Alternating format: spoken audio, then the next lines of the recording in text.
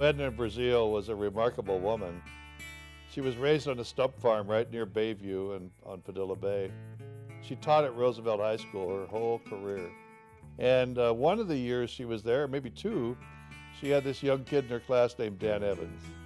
And after she retired, she went back to the farm, and the developers were banging on her. They really wanted to develop that farm because if you look at the farm, it's a natural slope all the way up the hill.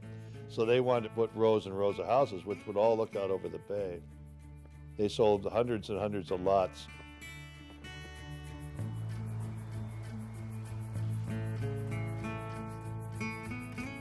She really wanted to preserve it. She wanted to figure out some way to save that farm.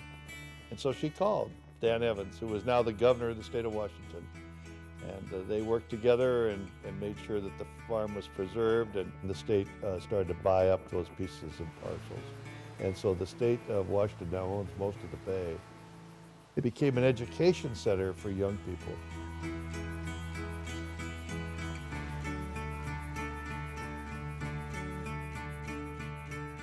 Edna Breazeale was the hero, and what a remarkable lady.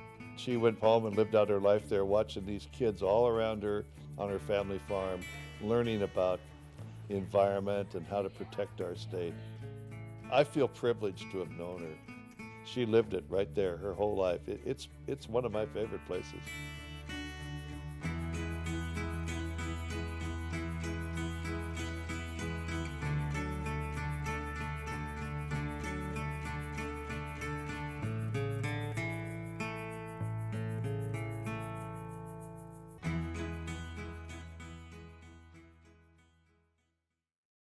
Support for My Favorite Places is provided by the Washington Hospitality Association and by Weatherly Inn, Senior Living, where it's home and your family.